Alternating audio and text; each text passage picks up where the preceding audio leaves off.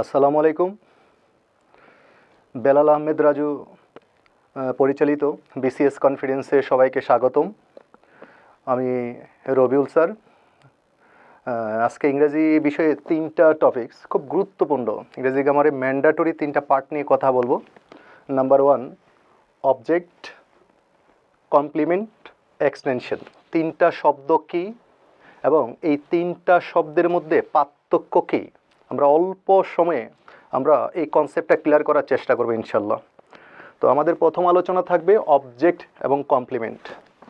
তো আমরা জানি ভার্বের পরে সাধারণত অবজেক্ট বসে, ভার্বের পরে সাধারণত অবজেক্ট বসে না, ভার্বের পরে 3টা শব্দ বসতে পারে।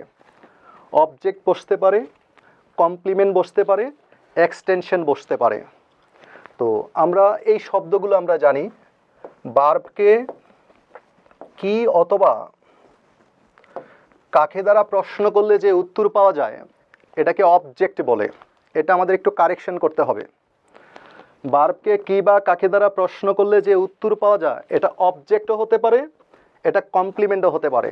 আমি আবার বলছি, ভার্বকে কি বা কাকে দ্বারা প্রশ্ন করলে যে উত্তর পাওয়া যায় এটা অবজেক্টও হতে পারে, এটা কমপ্লিমেন্টও হতে পারে। যদি দেখেন এটার পাশে আমরা লিখব, যদি এমন থাকে সমান নয় এমন কোনো কিছু আমরা বুঝি, তাহলে ধরে নিব ভার্বের পরের অংশটা হলো অবজেক্ট। আর যদি সমান কিছু থাকে, একই ব্যক্তি কিছু থাকে, সমান কিছু থাকে, তাহলে এটাকে আমরা কমপ্লিমেন্ট ধরে নেব। তাহলে 2টা বিষয় নিয়ে আমি প্রথমে ক্লিয়ার করি। একটা হলো অবজেক্ট, আরেকটা হলো কমপ্লিমেন্ট। ভার্বের পরে কি বা কাকে দ্বারা প্রশ্ন করলে এটা অবজেক্টও হতে পারে আবার কমপ্লিমেন্টও হতে পারে। তাহলে পার্থক্য কীভাবে বুঝবো? এক্সটেনশন আমরা একটু পরে কথা বলছি।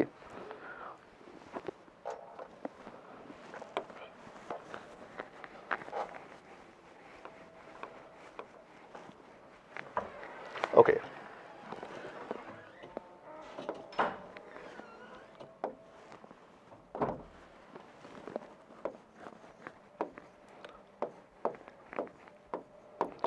We play football. একদম সিম্পল একটা সেন্টেন্স। ভার্বকে প্রশ্ন করেন আমরা খেলি, কি খেলি, কি প্রশ্নের উত্তর, এটা অবজেক্ট। আবার আমি যদি বলি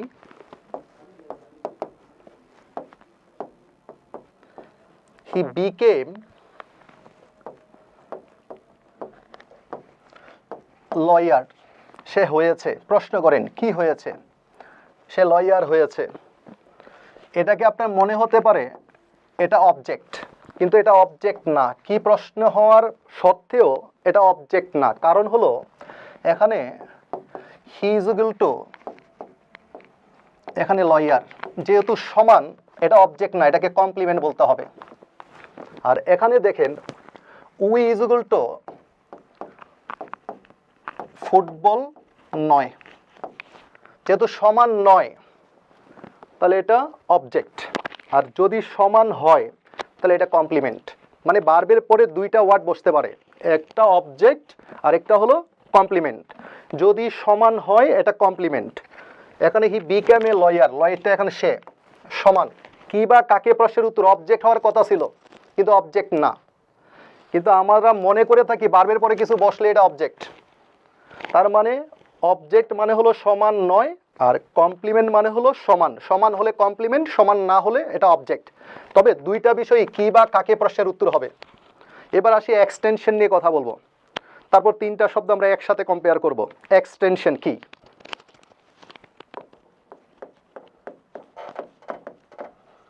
এক্সটেনশনটা তাহলে কি? এক্সটেনশন আমরা খেয়াল করে দেখি,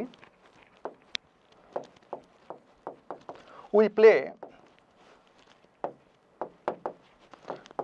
in the field, we play in the field. প্রশ্ন করে দেখেন আমরা খেলি, প্রশ্ন করেন কোথায় খেলি।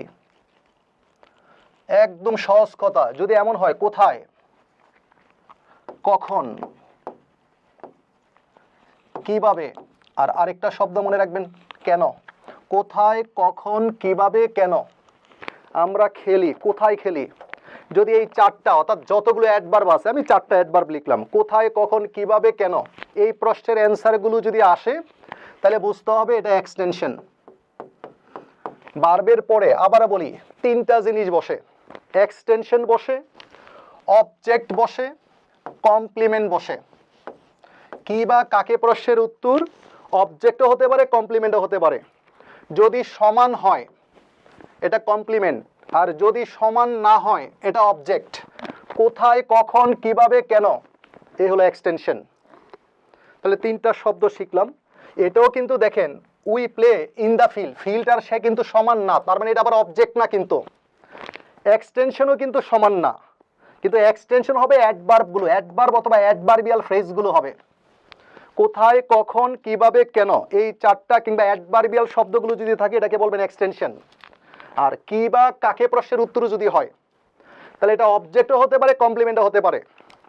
যদি সমান হয় এটা কমপ্লিমেন্ট, আর সমান না হলে অবজেক্ট। আমার মনে হয় আমরা অবজেক্ট, কমপ্লিমেন্ট আর এক্সটেনশন তিনটা শব্দ আমরা বুঝতে পারছি। আমি তিনটা সেন্টেন্স দিই আমার এই তিনটা পার্ট আমি এখন শেষ করব। সর্বশেষ তিনটা এক্সাম্পল খেয়াল করবো, পাশাপাশি রাখবো। এবার আমরা দেখি এ ডক্টর, এখানে এ ডক্টর, এখানে হলো in the field. He became a doctor, একদম সিম্পল লজিক, এখানে সে নিজেই ডক্টর, সমান। হি লাভস এ ডক্টর, সে ডক্টরকে ভালোবাসে, সম্ভবত ডাক্তার মহিলা মানুষ, সে তার প্রেমে পড়ছে, তাহলে সে তাকে ভালোবাসে, তার মানে সে কিন্তু নিজে ডাক্তার না, তার মানে সমান না। যদি সমান হয় কমপ্লিমেন্ট, আর যদি সমান না হয় তাহলে অবজেক্ট। দুইটাই কি বা কাকে প্রশ্নের উত্তর। আর এখানে হি ওয়ার্ক, সে কাজ করে। প্রশ্ন করেন কোথায় কাজ করে? কোথায় কাজ করে? মাঠে, ঘাটে, ক্লাসরুমে পড়ে। কোথায় পড়ে? ক্লাসরুমে পড়ে। তো কোথায়, কখন, কিভাবে, কেন, এই অ্যাডভার্বগুলো বা অ্যাডভার্বিয়াল ফ্রেজগুলোকে বলা হয় ইংরেজি গ্রামারে এক্সটেনশন। এ হলো ভার্বের পরে তিনটা শব্দ বসতে পারে, এটা একটা ভার্ব, এটা একটা ভার্ব, এটা একটা ভার্ব। যদি অবজেক্ট থাকে এটাকে বলবেন ট্রানজিটিভ ভার্ব। যদি কমপ্লিমেন্ট থাকে বলবেন এটা লিঙ্কিং ভার্ব। অবজেক্টও নাই, কমপ্লিমেন্টও নাই। আবার বলছি, অবজেক্টও নাই, কমপ্লিমেন্টও নাই, এটা হলো ইনট্রানজিটিভ ভার্ব। আমরা বলে থাকি অবজেক্ট না থাকলে ইনট্রানজিটিভ ভার্ব, ইটস রং। অবজেক্টও নাই, কমপ্লিমেন্টও নাই, এই ক্ষেত্রে এটা ইনট্রানজিটিভ ভার্ব। আবার বলছি, যদি অবজেক্ট থাকে এটা ট্রানজিটিভ ভার্ব, কমপ্লিমেন্ট থাকলে এটা লিঙ্কিং ভার্ব। অবজেক্টও নাই, কমপ্লিমেন্টও নাই, এটা ইনট্রানজিটিভ ভার্ব।